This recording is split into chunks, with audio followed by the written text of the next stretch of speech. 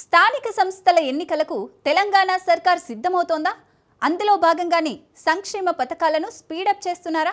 వ్యూహాత్మకంగానే ముఖ్యమంత్రి జిల్లాల పర్యటనలు, ఎమ్మెల్యేలతో భేటీలు జరుగుతున్నాయా? ఇక సర్పంచ్ ఎన్నికల తర్వాత ఎంపీటీసీ, జెడ్పీటీసీ ఎన్నికలు వరుసగా జరగబోతున్నాయా? పంచాయతీల పెండింగ్ బిల్లుల విడుదల వెనుక మర్మం అదేనా? Watch the story. స్థానిక సంస్థల ఎన్నికలకు రేవంత్ సర్కార్ కసరత్తు. జూన్ చివర్లో లేదా జూలై మొదటి వారంలో ఎలక్షన్స్. ఎంపీటీసీ, జెడ్పీటీసీ, మున్సిపాలిటీలకు ఎన్నికలు.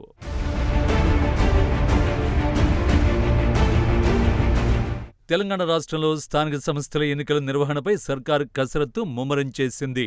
జూన్ చివరి వారంలో లేదా జూలై మొదటి వారంలో పంచాయతీ ఎన్నికలు నిర్వహించాలని ప్రభుత్వం ప్రణాళికలు రచిస్తోంది. ఈ పంచాయతీ ఎన్నికల ప్రక్రియ పూర్తయిన వెంటనే ఎంపీటీసీ, జెడ్పీటీసీ, మున్సిపాలిటీలకు కూడా వరుసగా ఎన్నికలు నిర్వహించాలని ఆలోచిస్తోంది. ఈ మొత్తం ప్రక్రియకు అవసరమైన సన్నాహాల్లో భాగంగానే ముఖ్యమంత్రి రేవంత్ రెడ్డి జిల్లాల పర్యటనలు, నియోజకవర్గాల వారీగా ఎమ్మెల్యేలతో 1-to-1 భేటీలు జరుపుతున్నారు. అంతేకాకుండా ప్రజలకు చేరువయ్యేందుకు కొన్ని ముఖ్యమైన పథకాల అమలును వేగవంతం చేస్తూ పెండింగ్ బిల్లులు క్లియర్ చేస్తోంది రేవంత్ సర్కార్. ఈ పరిణామాలన్నీ రాబోయే స్థానిక ఎన్నికలకు రంగం సిద్ధం చేస్తున్నాయని రాజకీయ విశ్లేషకులు భావిస్తున్నారు.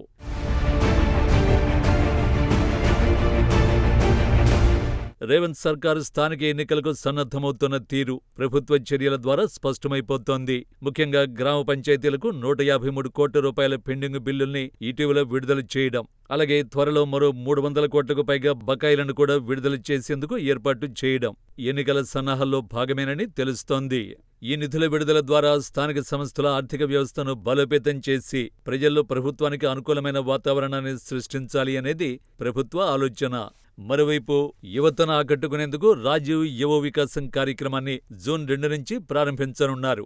దీని ద్వారా 5 లక్షల మంది యువతకు స్వయం ఉపాధి కల్పించాలని లక్ష్యంగా పెట్టుకున్నారు.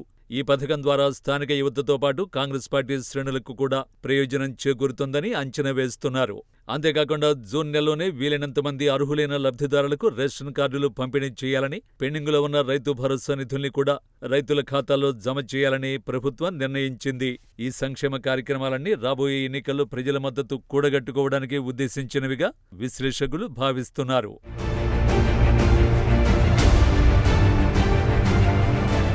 ముఖ్యమంత్రి రేవంత్ రెడ్డి జిల్లాల పర్యటనలు, నియోజకవర్గాల వారీగా ఎమ్మెల్యేలతో భేటీలు కూడా స్థానిక ఎన్నికల సన్నద్ధతలో కీలకమైన వ్యూహాత్మక అడుగులుగా కనిపిస్తున్నాయి. గత కొన్ని వారాలుగా సీఎం వివిధ జిల్లాల్లో పర్యటిస్తూ పలు అభివృద్ధి పనులకు శంకుస్థాపనలు, ప్రారంభోత్సవాలు చేస్తున్నారు. ఈ పర్యటనలో ఆయా నియోజకవర్గాల ఎమ్మెల్యేల ద్వారా స్థానిక సమస్యలు తెలుసుకుని వాటి పరిష్కారానికి హామీ ఇస్తున్నారు. ఇది ప్రజల్లో ప్రభుత్వ పనితీరుపై సానుకూల దృక్పథాన్ని కలిగిస్తుంది. ఎమ్మెల్యేలతో జరిగిన భేటీల్లో కూడా ఎన్నికల సన్నద్ధత, స్థానిక నాయకులతో సమన్వయం, ప్రజల్లోకి తీసుకెళ్లాల్సిన ప్రభుత్వ సందేశాల గురించి ప్రధానంగా చర్చించినట్లు తెలుస్తోంది. ఈ సమావేశాల్లోనే జూన్ చివరలో లేదా జూలై మొదటి వారంలో స్థానిక ఎన్నికలు ఉంటాయనే ప్రస్తావనకొచ్చినట్లు రాజకీయ వర్గాల్లో చర్చ జరుగుతోంది.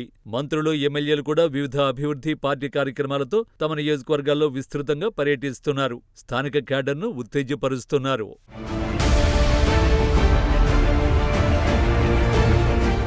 గ్రామ పంచాయతీల పాలకవర్గాల గడువు గత ఏడాది ఫిబ్రవరిలోనే ముగిసినప్పటికీ దాదాపు ఏడాదిన్నరగా ఎన్నికలు జరగలేదు. దీనివల్ల కేంద్ర ప్రభుత్వం నుంచి వచ్చే 15వ ఆర్థిక సంఘం నిధులు 1600 కోట్లకు పైగా నిలిచిపోయాయి. పాలకవర్గాలు ఏర్పడితేనే ఈ నిధులు విడుదలవుతాయి. ఇది పల్లెల్లో అభివృద్ధి పనులకు తీవ్ర ఆటంకంగా మారింది.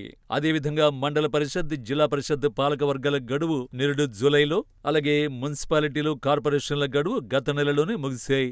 వీటికి కూడా ఫైనాన్స్ కమిషన్ నిధులు నిలిచిపోయాయి.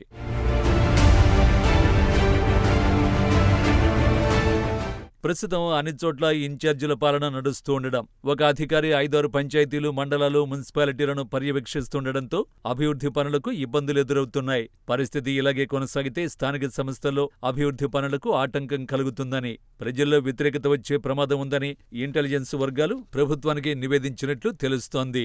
మరోవైపు కాంగ్రెస్ పార్టీ 10 ఏళ్ల తర్వాత అధికారంలోకి రావడంతో గ్రామాల్లోని పార్టీ కార్యకర్తలు స్థానిక పదవులపై ఎన్నో ఆశలు పెట్టుకున్నారు. ముఖ్యంగా సర్పంచ్, ఎంపీటీసీ, జెడ్పీటీసీ, ఎంపీపీ లాంటి పదవులు దక్కితే పార్టీ మరింత బలపడుతుందని కాంగ్రెస్ పెద్దలు భావిస్తున్నారు. ఈ పరిస్థితులన్నింటి నేపథ్యంలో ఎన్నికల నిర్వహణ త్వరలోనే ఉంటుందనే టాక్ వినపడుతోంది.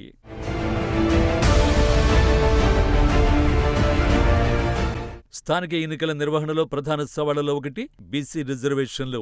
వాస్తవానికి కాంగ్రెస్ ప్రభుత్వం అసెంబ్లీ ఎన్నికల మేనిఫెస్టోలో ఇచ్చిన హామీ మేరకు బీసీలకు స్థానిక సంస్థల ఎన్నికల్లో 42% రిజర్వేషన్లు కల్పించాకే ఎన్నికలకు వెళ్లాలని నిర్ణయించింది.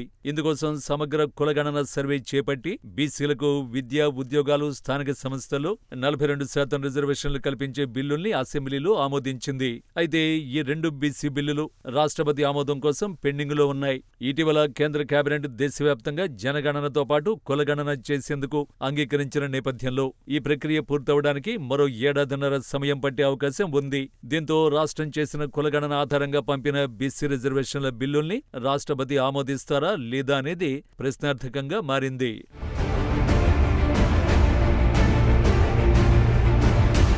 పార్టీ పరంగానే బీసీలకు 42% రిజర్వేషన్లు ఇచ్చి స్థానిక సంస్థల ఎన్నికలకు వెళ్లాలని ప్రభుత్వం సూత్రప్రాయంగా నిర్ణయించినట్లు విశ్వసనీయ వర్గాల సమాచారం. దీని ద్వారా తప్పని పరిస్థితుల్లో ఇతర పార్టీలు కూడా బీసీలకు అంతే మొత్తంలో రిజర్వేషన్లు ఇవ్వాల్సిన పరిస్థితి ఏర్పడుతుందని, దాంతో బీసీలకు 42% రిజర్వేషన్లు కల్పించినట్లు అవుతుందని కాంగ్రెస్ వర్గాలు భావిస్తున్నాయి.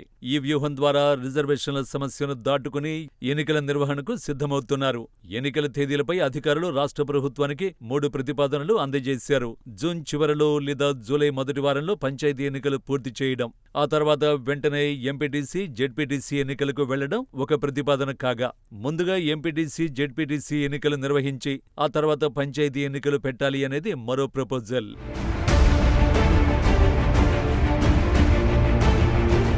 ఏది ఏమైనా రాష్ట్ర ఎన్నికల సంఘం స్థానిక ఎన్నికలకు అన్ని విధాలా సిద్ధమైంది. తేదీలు, రిజర్వేషన్ల ప్రకటన కోసం ఎదురు చూస్తోంది.